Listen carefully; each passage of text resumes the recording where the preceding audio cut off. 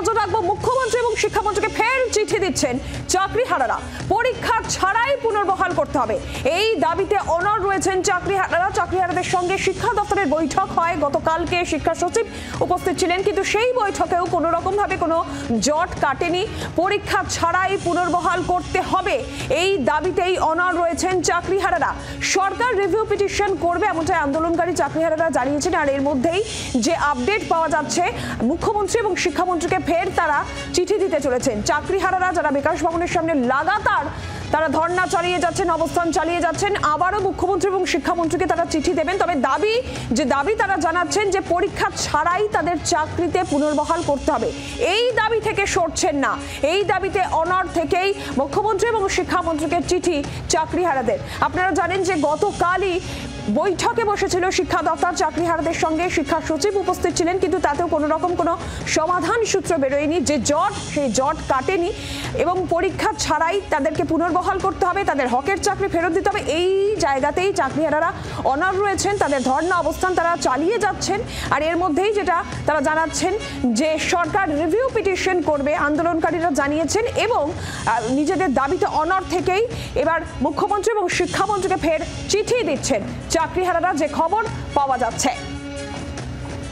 পরীক্ষা ছাড়া পুনর্বহাল করতে হবে, এই দাবিতে অনড় চাকরিহারারা। আমরা জানবো এই বিষয়ে আরো বিস্তারিত তথ্য নেব। সরাসরি নান্টু হাজরা আমাদের প্রতিনিধি রয়েছেন।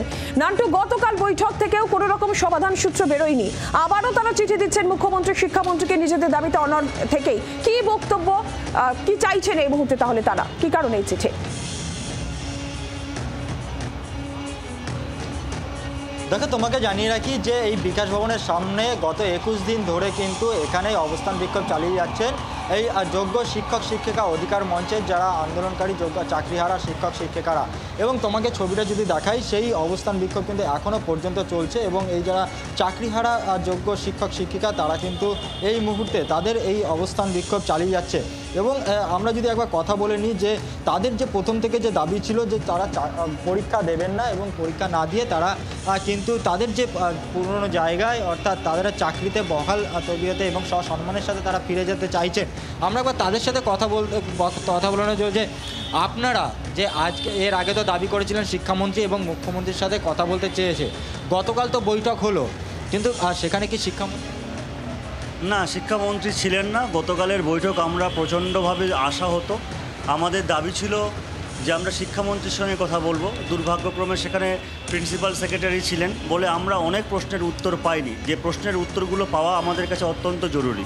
আপনারা জানেন যে সুপ্রিম কোর্টের ভার্ডিক্টে 31 তারিখ আপনারা আজকে ফের চিঠি দিতে চলেছেন, কাকে কাকে চিঠি দিচ্ছেন এবং কেন? আমরা শিক্ষামন্ত্রীকে চিঠি দিচ্ছি কারণ আমাদের প্রশ্নের উত্তর গতকাল আমরা পাইনি। আমরা এমার্জেন্সি বেসিসে আমরা শিক্ষামন্ত্রীর সঙ্গে দেখা করতে চাই এবং মিটিং করতে চাই। দাবি আমাদের বরাবরই একটাই, যে আমাদের চাকরিতে সসম্মানে পুনর্বহাল করতে হবে। এর জন্য আইনি যা যা পদক্ষেপ সরকারের পক্ষে করণীয় তা সরকারকে করতে হবে এবং আমাদেরকে ধোঁয়াশা থেকে রক্ষা করে করতে হবে। মানে আমাদের যেন স্পষ্ট ক্লিয়ার বার্তা দেওয়া হয় যে আমাদের নিয়ে কি করতে চলেছেন। কারণ আমরা আশঙ্কার মধ্যে আছি, আমরা সন্দিহানের মধ্যে আছি। এভাবে দিন যাপন করলে আমরা হয়তো কেউ আর বেঁচে থাকতে পারবো না।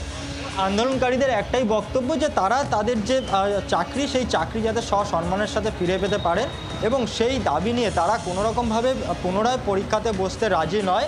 এবং সেখানে দাঁড়িয়ে সরকার তাদের নিয়ে কি ভাবছেন এবং এই সমস্ত বিষয় নিয়ে শিক্ষামন্ত্রী এবং মুখ্যমন্ত্রী দুজনের সাথেই তারা আলোচনা করতে চায়। এবং সেই মর্মেই কিন্তু আজকে সেই দেখা করার জন্য তারা কিন্তু চিঠি দিতে চলেছেন এবং বিকাশ ভবনে শিক্ষামন্ত্রীর জন্য চিঠি দেবেন। এবং যেটা আমরা সূত্র মারফত জানতে পারছি, এবং আন্দোলনকারীদের বক্তব্য যে মেল করে মুখ্যমন্ত্রীর সাথে দেখা করারও কিন্তু সময় চাওয়া হবে, এবং সেই চিঠিতে কি বিষয় সেই বিষয়টাও কিন্তু উল্লেখ করে দেওয়া হচ্ছে, এমনটাই আমরা জানতে পারছি। অর্থাৎ 21 দিন ধরে যে আন্দোলন, সেই আন্দোলন এখনও চলছে এবং তাদের যে প্রথম থেকেই দাবি ছিল সেই দাবি অনুযায়ী সেই দাবিগুলো এখনও রয়েছে। এবং তারা চাইছেন শিক্ষামন্ত্রী এবং মুখ্যমন্ত্রীর কাছ থেকে সুস্পষ্ট একটি বার্তা, সেই বার্তা কিন্তু তারা চাইছেন। এবং সেই জন্যই তারা আবারও শিক্ষামন্ত্রী এবং মুখ্যমন্ত্রীর কাছে চিঠি পাঠাতে চলেছেন, এমনটাই আন্দোলনকারী চাকরিহারারা বলছেন। কিন্তু তারা তাদের দাবিতে অনড় যে পুনরায় তারা পরীক্ষা দিতে কোনোভাবেই রাজি নয়, পরীক্ষা ছাড়াই তাদের পুনর্বহাল করতে হবে। নান্টু, ধন্যবাদ তোমাকে।